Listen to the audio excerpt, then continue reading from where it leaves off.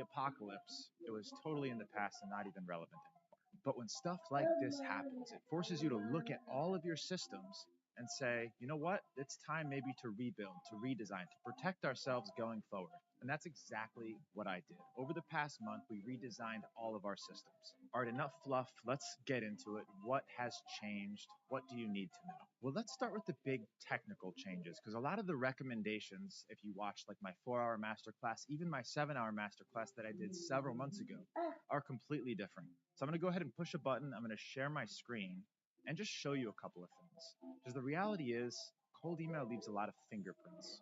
And email service providers, ESPs like Google and Microsoft, can easily look at these fingerprints and say that guy is doing cold email. And that one I'm not so sure. So a big initiative for me in 2026 is identifying those fingerprints and burning them off. You don't want to leave any trace. So let's go into cold email mailboxes inside of Instantly AI. And you know, it's weird. Google shut down a bunch of legacy panels. This is what we were using to set up a lot of Google mailboxes. There's two main strategies that us cold email info providers use: legacy panels and reseller accounts. A lot of the legacy panels got disabled. We probably lost 20% of our hundreds of Google legacy panels, and a lot of them remain unaffected, like the ones that you see here.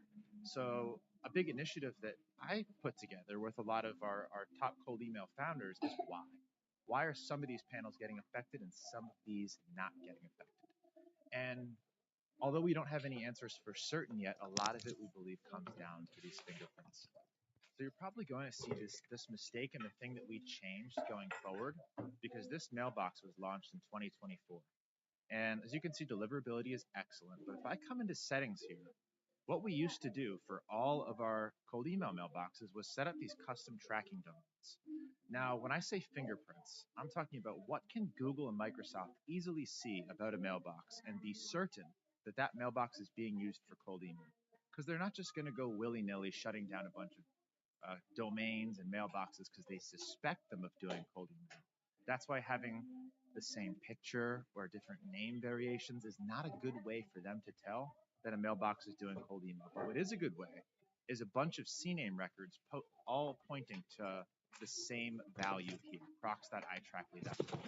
It's really easy for Google to say, okay, if they have a CNAME record pointing there, it's probably a custom tracking domain. For instantly, they're doing cold email.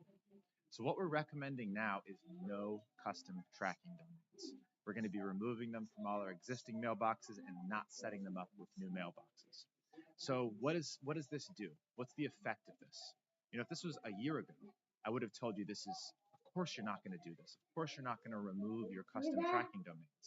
So the purpose is the ESP doesn't see that it's using Instantly's native custom tracking domain. It's using my custom tracking domain, this one, instead of the one Instantly is going to put in there by default.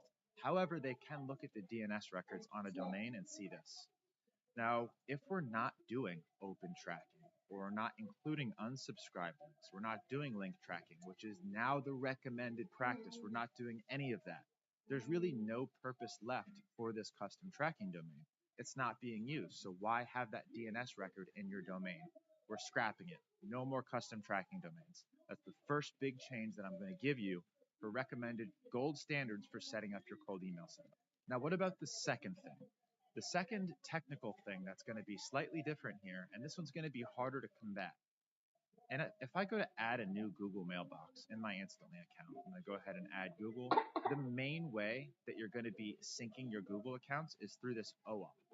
Now, when you're setting this up for the first time, they walk you through it, and you basically put an OAuth code inside of your Google admin. This is another fingerprint that they can use to say everyone's got the same OAuth pointing to the same domain. This is probably being used for cold email. So there's two things that we can do to get around this. And by the way, none of this is going to be make or break. I know a lot of people are going to hear what I have to say and think they have to change everything right away. They don't. I'm being overly cautious, and we're preparing for the future. This is what we're doing. So if you want to avoid using OAuth or even app passwords because it kind of exposes the same vulnerability, then there's two things you can do. You can either not use Google accounts, which is one of the things that we're starting to go away from. We're starting to go away from Google and going more into really high quality SMTP providers. But the other thing that you can do, and I see a lot of the top cold emailers especially cold email agencies, is going over to what we call like a walled garden, where the instead of going to instantly AI and everything pointing to instantly AI, using something like Email Bison, which is on my own server. So anytime that I do any custom domains, custom tracking, OAuths, app passwords, it's all pointing to my custom server. Again, this is just reducing fingerprints. Now, if you are interested in Email Bison, I'm just going to show you this quickly and show you why a lot of the top cold email agencies are starting to go over here. Instantly is still an amazing product and still beats Email Bison in several different places, and I'll show you why. But if you are interested in doing something like this for your cold email agency, use the link down below. But you do have to get approved, and you do need to only use really good mailboxes. Now, the reason I can't just say go sign up is because you can't.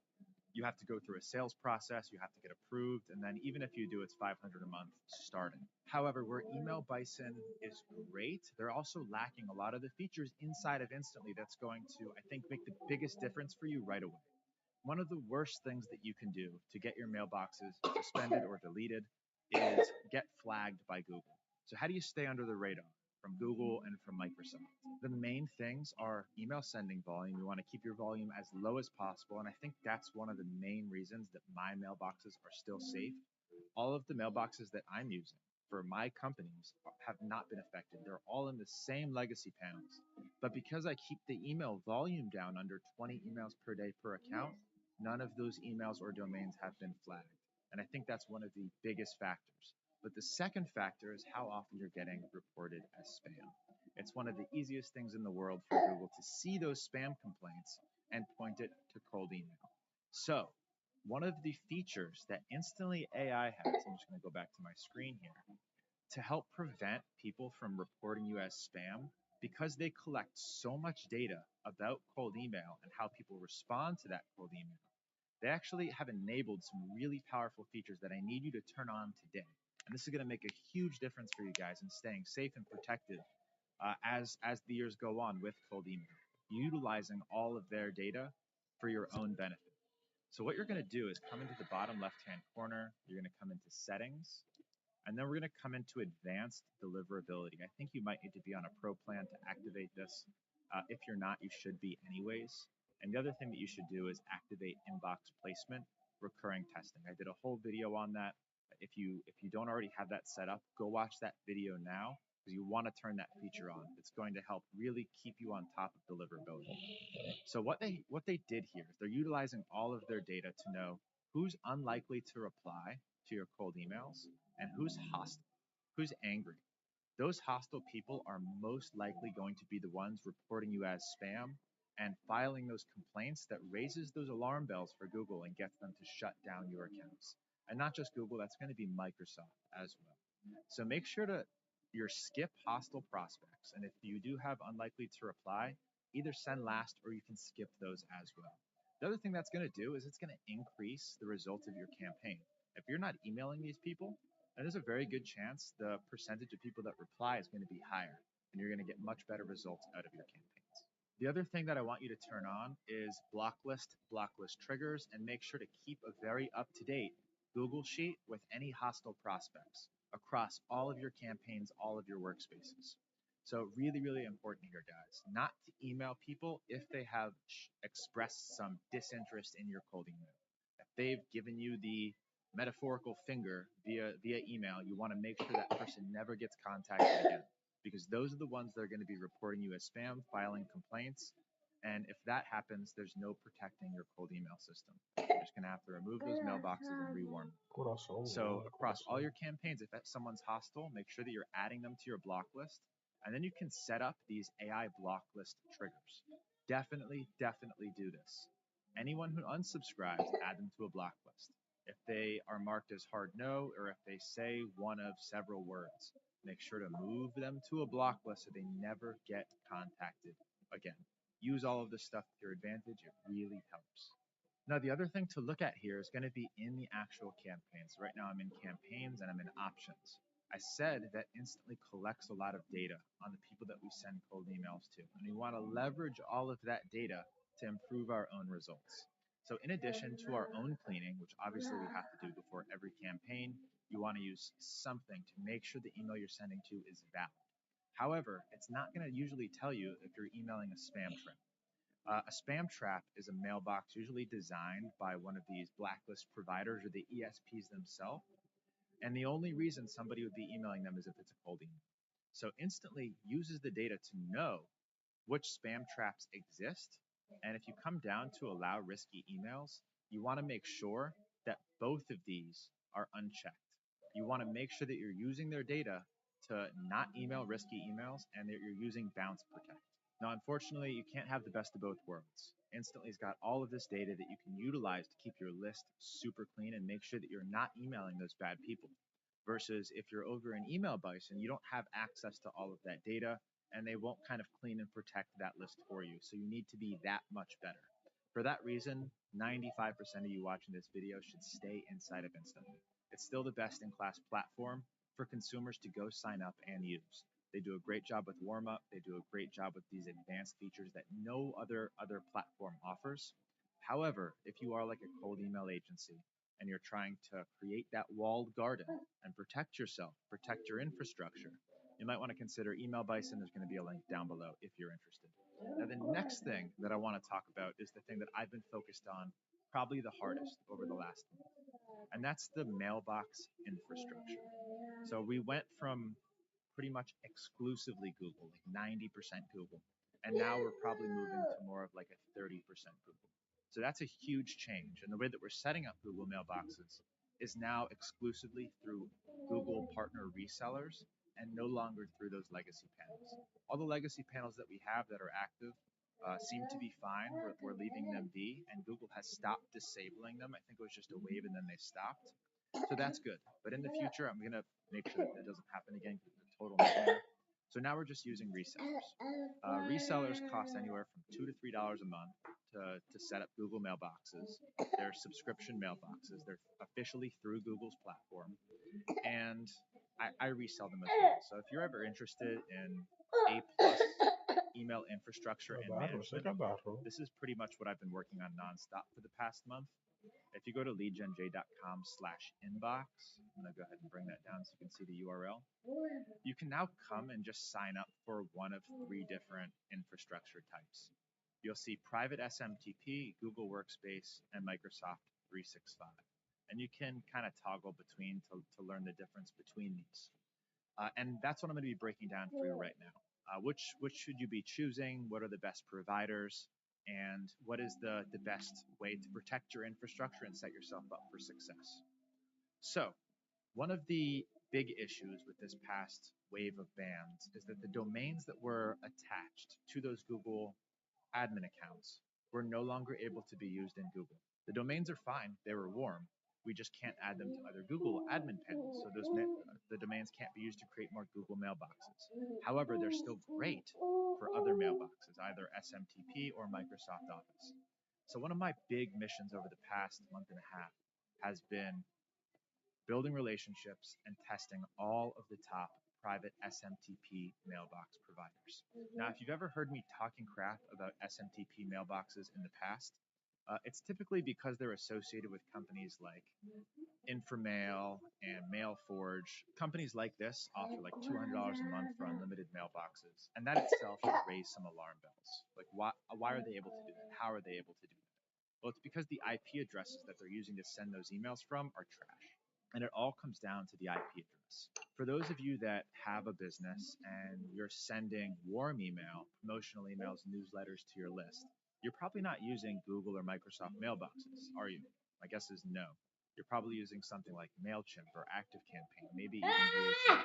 But deliverability on those, even to thousands, tens of thousands of people, seems to be pretty good. It usually hits the inbox, at least it's expected to. So if those can do it, not with Google or Microsoft, then how do good SMTP cold email mailboxes do it? It's got to be doable. It's got to be realistic.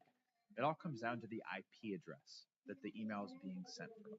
And really great SMTP mailbox providers will do a really good job of protecting their IP range, replacing IP addresses that get burnt or their trust score drops, and they spend a lot of their time and money just managing that IP range. And the better the company is, usually the more expensive the mailboxes are. So what I've been doing over the past month and a half is testing all of these different SMTP mailbox providers and ranking them based off of a couple different factors: ease of setup and use, price, deliverability, and API access. So I can set them up programmatically for our customers and cancel them programmatically if a payment fails or somebody cancels.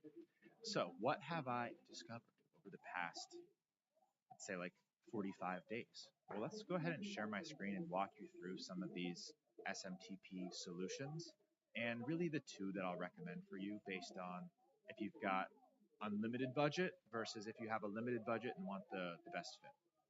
So I'm pushing a lot more toward SMTP for myself and for our clients, high quality SMTP.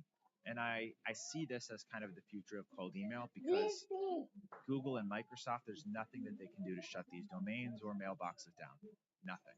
And they're not going to stop allowing emails from SMTP, because that would basically mean they stop allowing emails from ActiveCampaign and MailChimp. It's not going to happen.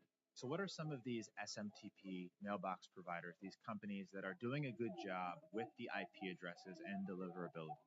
Well, my good friend, Tony Baltadano, who's been a deliverability coach inside of the Insiders for over a year now, runs this company called Mission Inbox, which is essentially where I'm putting all of our high ticket clients. And it's the primary infrastructure being used when you select private SMTP here. The reason for it is it's got the best deliverability. Tony does an amazing job at keeping their IP address range clean and deliverability and trust high. They also warn you if you're sending bad cold emails and ruining the IP range. And that's exactly how you protect deliverability for your clients. Good IP addresses with these mailboxes. Now, the problem with a lot of solutions like this is price. So if you're used to paying $3 per month per mailbox for Google and Microsoft, or maybe you've got some other solution where you're able to send a ton of emails from a single mailbox, that's really not going to work with these SMTP providers. So the first time that I used Mission Inbox about a year ago, deliverability was excellent, but I was paying like $8 a month per mailbox. And you'll see that when you break down the pricing, it gets a little bit crazy. Now, because Tony's a friend and I really asked him to step up and help our Insiders program get the prices down, he does have a discount code that you can use that I will link down in the description of this video. I also have a full kind of page for any recommended tools that you want. Just go to leadgenj.com/software and it'll bring you here, so you can see all of the tools that I'm using and get those discounts. But Mission Inbox does an amazing job. Deliverability is great, and if you do want to sign up for their mailboxes and not pay $8 a month per mailbox and just get like 5, you can come into leadgenj.com/inbox and we'll set them up for you for $5 per mailbox per month. That way you're not paying the 8 or 9 per month and have to do the minimum. So you do have access to be able to do that here. Now, if that still is a little pricey for you and you want to start with a lower cost solution for SMTP mailboxes, the other solution that I would recommend is a tool called Mailin.ai. Now, Mailin is run by another friend named Tomer, who's also a very active member of our Insiders community. And I've talked extensively to Tomer about how they manage their IP addresses and their range. We've got hundreds of mailboxes with Tomer. They do an excellent job, and he's very concerned with deliverability and IP rotation. But the other two reasons that I love Mailin and Mission Inbox are their APIs. So I can now create mailboxes and domains and set them up all using API programmatically for our clients and turn them on programmatically, which is really helpful when it comes to scaling your cold email infrastructure. And especially if you're running a business where you have to manage thousands of clients, this is just making our life a lot easier. So they both have excellent API and excellent deliverability. And with Mailin, you can actually get started. It's $300 a month for 200 email accounts, but they're actually giving members of our program 30% off. So the link to that also going to be down below, and that comes out to about $1 a month per mailbox, which is unbelievably reasonable for high quality SMTP mailboxes. Okay, so that's on the SMTP side. What about Google Workspace and Microsoft 365?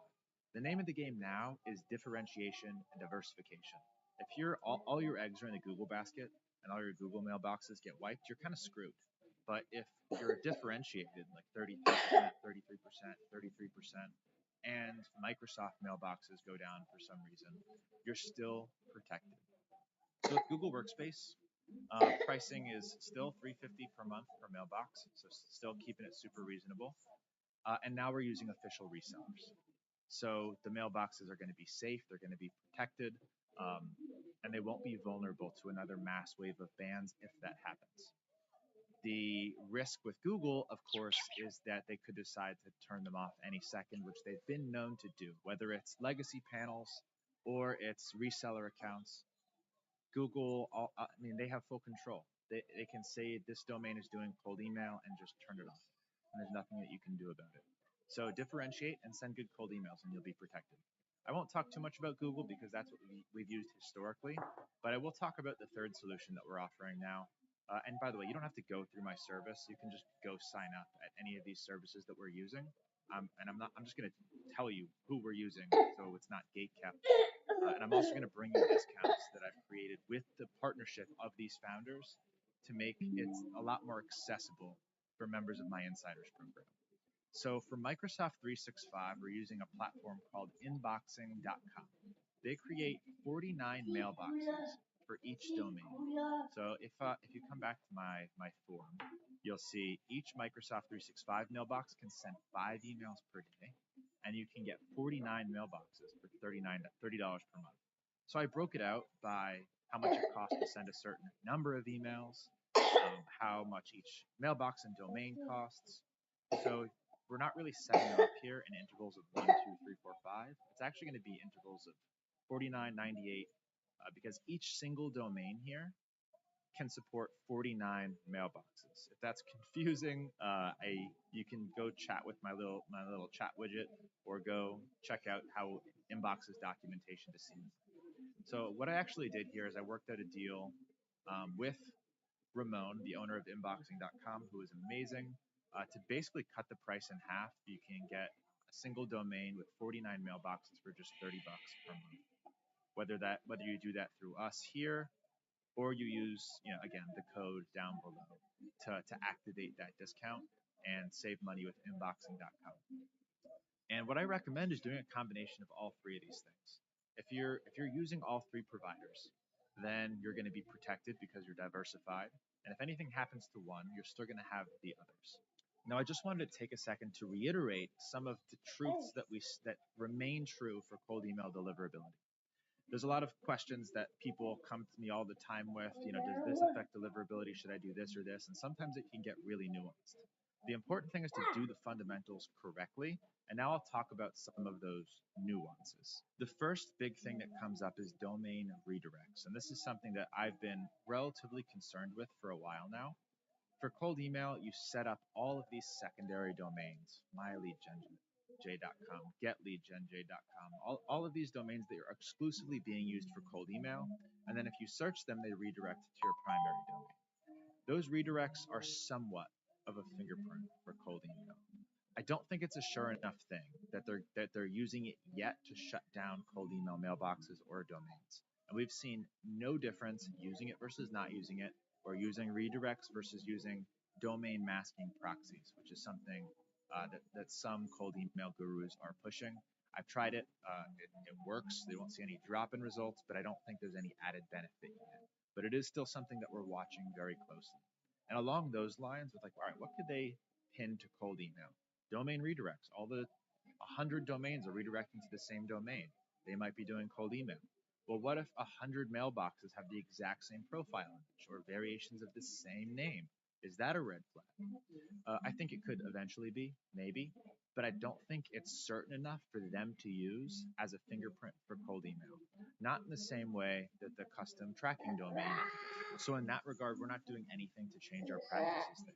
We're still uploading headshots for all of our Google mailboxes. We're still using name variations for all of our mailboxes. And we're not seeing any issues with those practices yet. The other big thing that remains true is do not track your cold emails. Don't track the opens. Don't track the link clicks. Don't use unsubscribe links.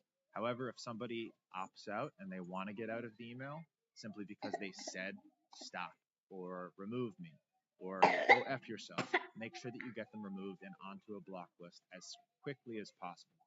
Activate all of that AI stuff. Use whatever you can to not email those people again ever from any of your accounts or workspaces. All right, so this video went a lot longer than I thought it was. If you want to be part of an elite group where we're talking about this in real time, you're getting this information first, be sure to join my Lead Gen Insiders program. That's where all of the experts are, all of the cold email founders. They're in there talking about this stuff. And as members of the insiders, not only do you get access to the information, but we do a lot of it for you. All of the setup, the P's are waived. There's a ton of resources for you to help enable you through your lead generation journey. So if you're interested in joining something like that, the link for that is going to be down below as well. I hope you get in there. I coach there every single week, so I'm looking forward to meeting you. And if you appreciate this style with just me giving it to you real, just no editing, getting this information to you as fast as possible, I'd love to hear your feedback on it. And if you're like, we need the editing, we missed the motion graphics, it'll add a couple of weeks next time, but I'll make sure that you get them because I'm going to sit down right now and edit this thing myself. So I hope you enjoyed this video. I hope you found value in it. If you did, please subscribe, please like, please comment. It means a lot to me. And I hope to see you inside of our communities.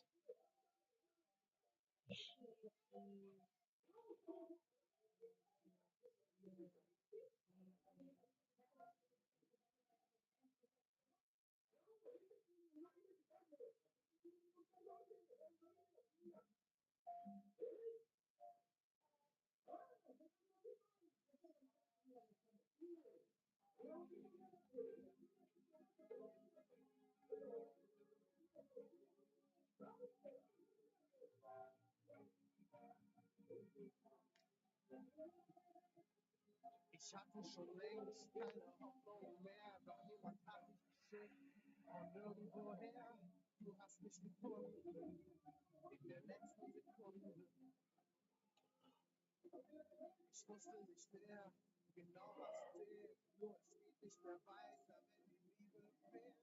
Du hast mich gefunden in der letzten Sekunde. Du bist das Pflaster für meine Seele, wenn ich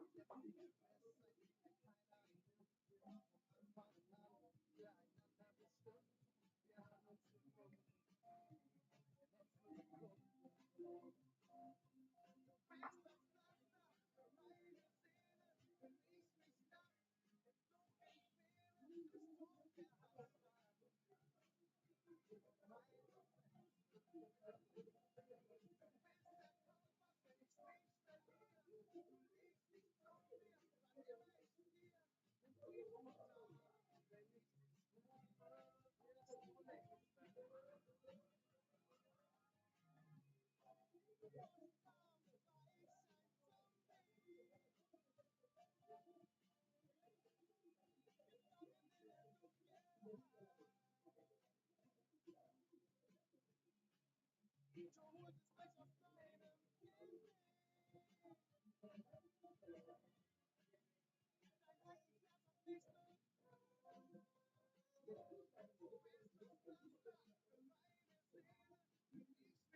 Es tut mir hart leid.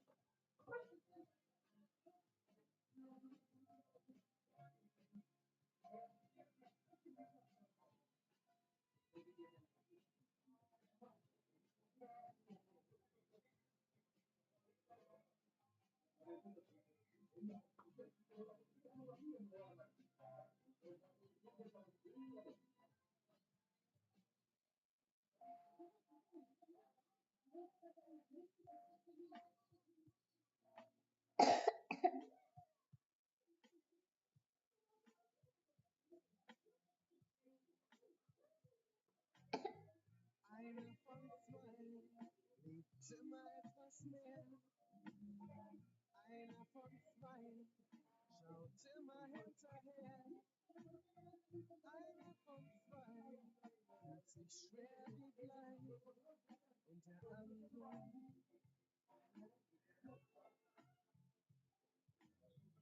einer von zwei hat einen Stein im Schuh. Einer von zwei traut sich nicht so viel zu. Einer von zwei versucht's gar nicht erst. Und der andere, einer von zwei hat ein ganz dünnes Fell. Einer von zwei friert so schnell. Einer von zwei hat schon nichts mehr im Blut. Und der andere kann gar nichts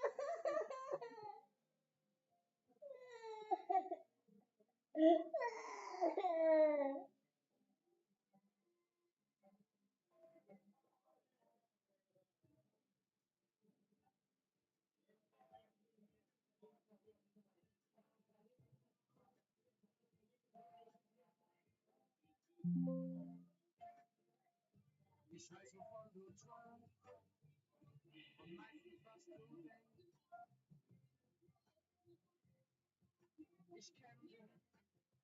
kenne dich, ich sehe, ob dich was freut oder ob es dich kränkt. Ich kenne dich so gut, du hast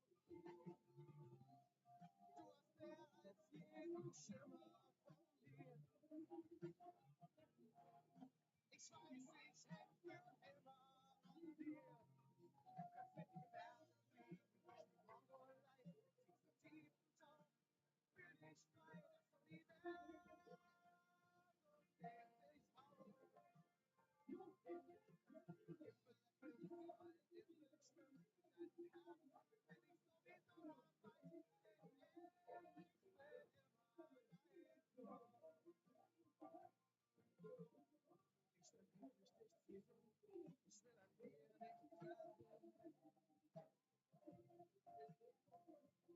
Ich weiß, ich hänge für immer an dir. Ich lass dich.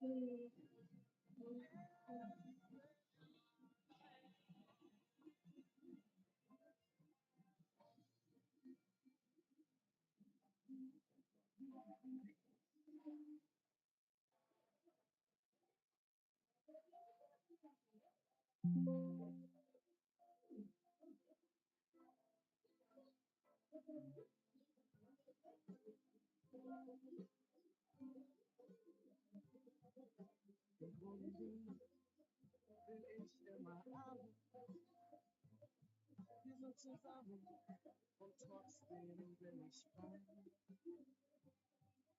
Im Grunde bin ich gern der Bestimmer, mal zu Hause, mal überall dabei.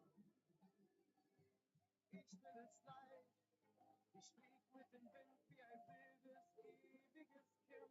Doch du sagst, ich hab alles versaut, niemand trägt mehr die Scherben auf. Es tut mir leid, dass ich alles so verschiebe, obwohl ich dich am meisten lieb, tu ich dir am meisten. Es tut mir leid, dass ich alles wieder komm, lieb mich allein, weiß ich, du fehlst mir. Will ich nicht verlassen, am besten wär ich so für immer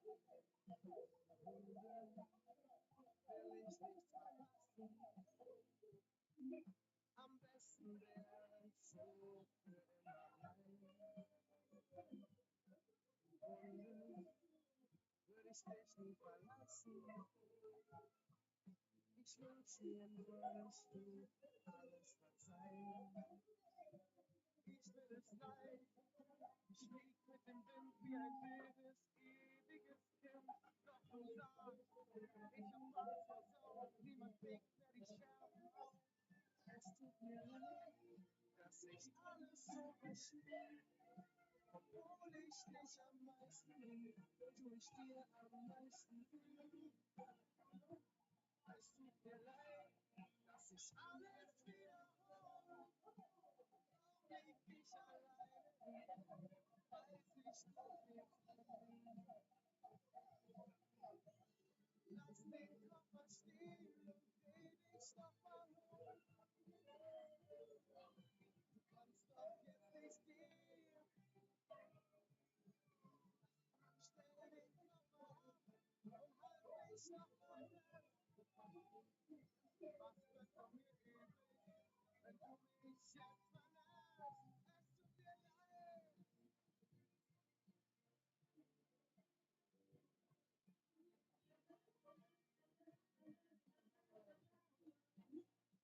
nicht gehen. Stell den Koffer ab und halt mich noch mal fest. Was wird von mir übrig, wenn du mich jetzt verlässt? Es tut mir leid. Es tut mir leid, dass ich alles so verschiebe,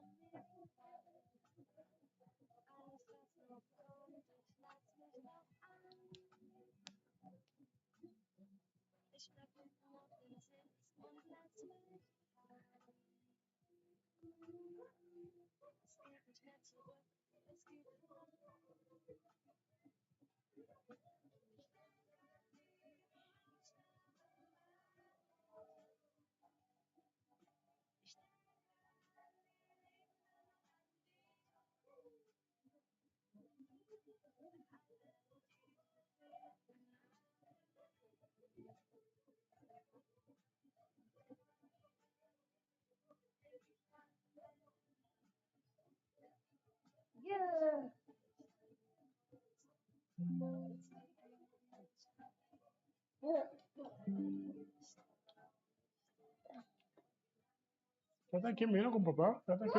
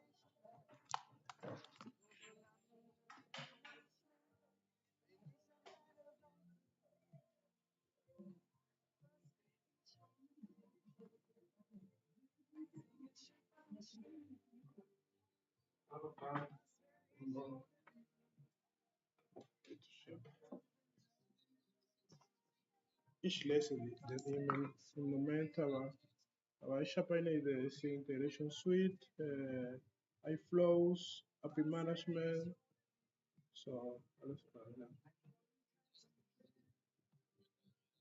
Genau. Mhm.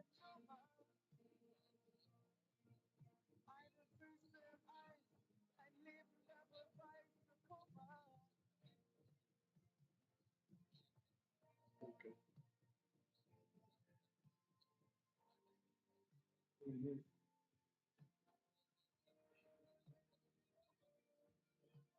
Okay, Mahesh, yes. Okay. Mm-hmm. Okay. Okay, Mahesh, wishless ambition und Refactoring. Okay.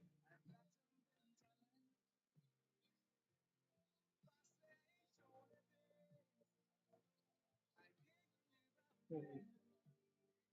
Okay. Cool. So, bitte schön. So,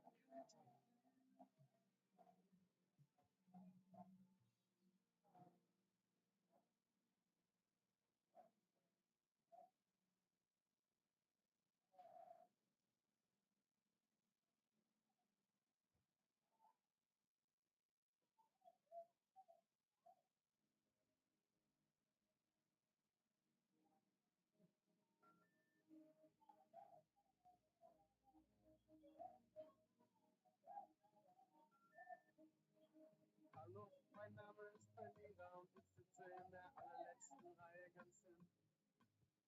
Ich weiß nicht genau, was los ist, was ich Anfang geschieht und alle Schiffe sinken. Gestern meine Freunde wahnsinnig erreichbar für nur. Und ich kann sie wirklich gut verstehen, denn ich mach mich selber nicht. Ist da irgendjemand, der noch an mich glaubt? Irgendjemand da draußen, der mir in die Augen schaut? Ist da irgendjemand irgendwo in dieser Stadt? Hallo, hallo, kannst du mich hören? Hallo, hallo, kannst du mich hören? Ich will mich nicht nur beklagen, denn auch ich kenne ich goldene Zeiten. Und dass ich alles verspielt habe, ich will das hier nicht bestreiten. Brauche ich einen Funken Hoffnung und ein bisschen Glück. Ein Stück vom Kuchen und meine Zukunft zurück. Ist da irgendjemand, der noch an mich glaubt? Irgendjemand da draußen, der mir in die Augen schaut? Ist da irgendjemand irgendwo in dieser Stadt? Hallo, hallo, kannst du mich hören? Hallo, hallo, kannst du mich hören?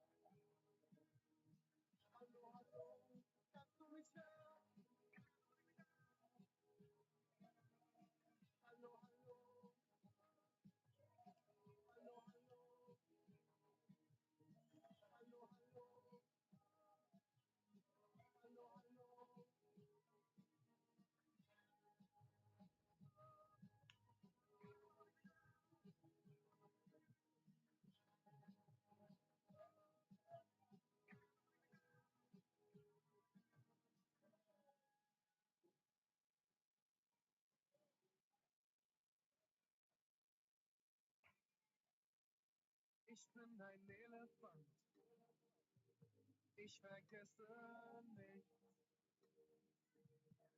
Ist alles eingebrannt, für immer und für mich. Ich geb mir wirklich Mühe, einander zu sein. Sie sind mit mir, denn ich bin nicht allein. Da ist ein Stein auf meinem Herzen, ein Stein auf meinem Herzen. Der liegt da schon so lange, wie in Grönland der Schnee. Der liegt da schon so lange und tut überhaupt nicht weh. Warum beschwerst du dich über was ich sag und tu? Da kannst du sicher sein, lieber wäre ich wie du. Ich bin nie geschwommen, so wie der Fluss fließt. Sei sanft mit mir, ich weiß nicht, ob du siehst. Da ist ein Stein auf meinem Herzen, ein Stein auf meinem Herzen. Der liegt da schon so lange, wie in Grönland der Schnee. Der liegt da schon so lange und tut überhaupt nicht weh.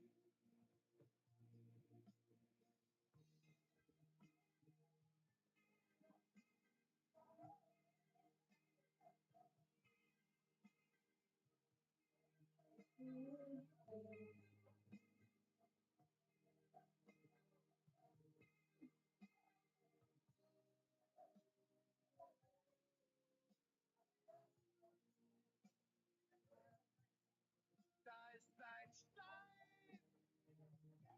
auf meinem Herzen,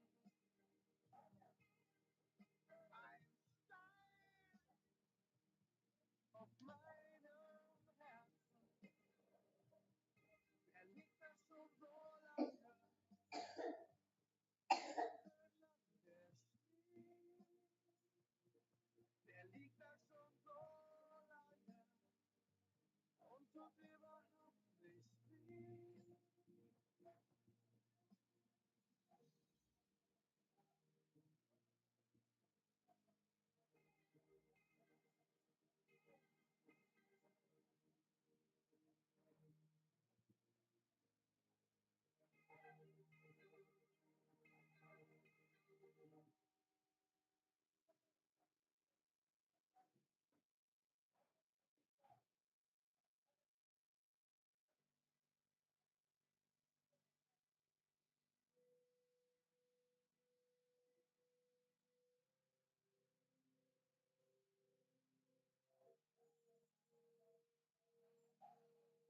Frauen an den Kassen der Supermarktketten, im Keller ohne Tageslicht. Die Ärzte in den Notfall, Ambulanzen nachts um 3 in der Doppelschicht. Die Fahrer in den Bussen und Straßenbahnen, morgens wenn ich noch schlaf. Die starken Männer in den großen Autos, die Irrtümmer mit dem Müll wegschafft. Ich kann euch sehen, ich kann euch sehen. Ich hab an euch gedacht, ich kann euch sehen. Dankeschön, weil ihr mein Leben so viel besser macht.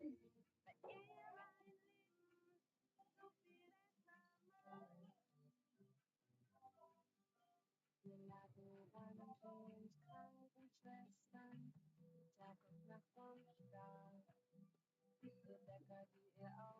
Wenn ich mich nochmal umdreh, dann muss ich mein Frühstück haben.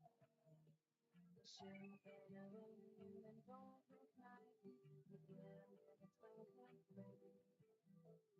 Der Taxifahrer ist immer noch drin, wenn ich mein Zuhause nicht finde. Ich kann euch sehen, ich kann euch sehen. Ich hab an euch gedacht, ich kann euch sehen. Dankeschön, weil ihr mein Leben so viel besser macht. Ihr leuchtet für mich die ganze Zeit. Ich weiß, wie schön ihr seid. Ich kann euch sehen. Ich kann euch sehen. Weil ihr mein Leben so viel besser macht.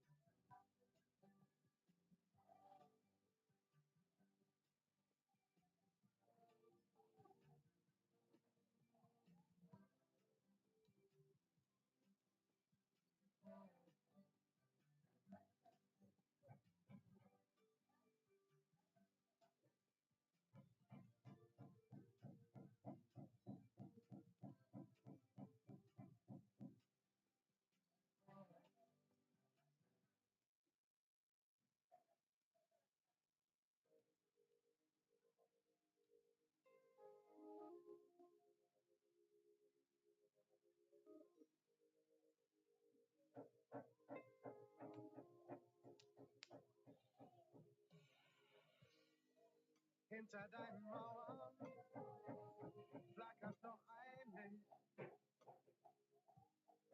So verschlossen wie du aussiehst, bist du dahinter nicht. In deinem Wasserschrank liegen Wünsche für dein Leben. Mach mal einen Schritt, komm mir entgegen. Du bist nicht hergekommen, um allein zu tanzen. Du bist doch nicht hier, um dich so um dich selbst zu drehen. Du bist nicht hergekommen,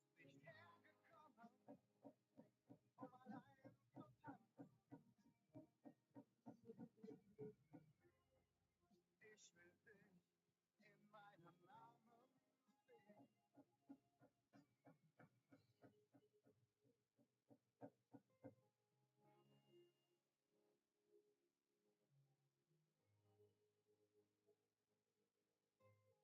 Ich will dich in meinen Armen sehen. In deinem Raumschiff schwebst du durch dein eigenes All. Ohne Co-Pilot und ohne Halt. Sterne entfernen sich so schnell. Und deswegen mach mal einen Schritt, komm mir entgegen. Du bist nicht hergekommen, um allein zu tanzen. Du bist doch nicht hier,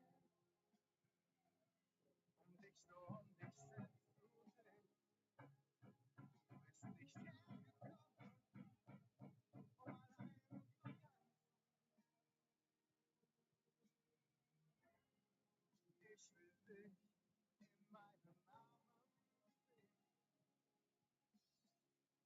Ändere deinen Kurs, blick in meine Richtung, sei weit so weg.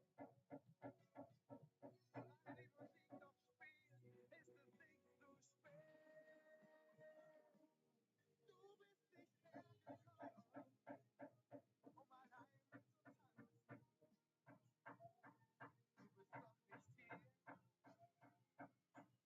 Nein, du bist nicht hergekommen, um allein zu tanzen. Ich will dich in meinen Armen sehen. Du bist nicht hergekommen, um allein zu tanzen. Du bist doch nicht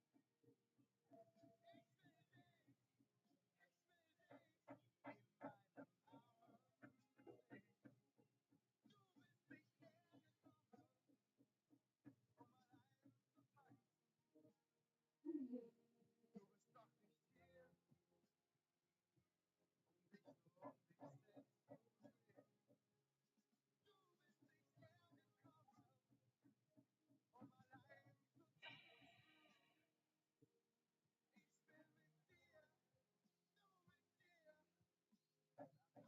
sehen. Du bist nicht hergekommen, um allein zu tanzen. Ich will mit dir, nur mit dir, nach Hause gehen.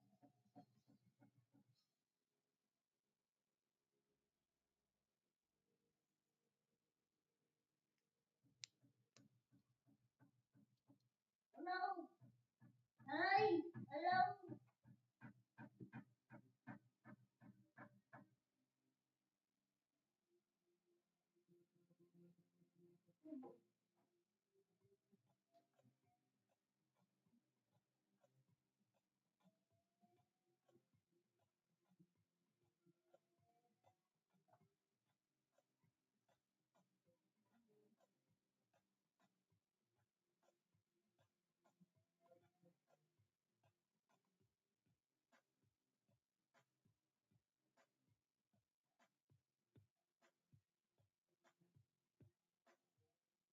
Du bist die Lilie auf dem Felde, die Orchidee im Asphalt.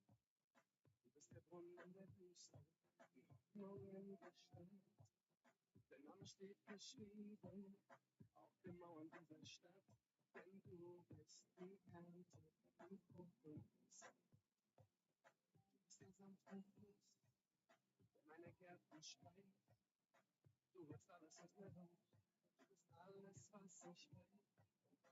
Du bringst selbst einen Felsen zum Glück.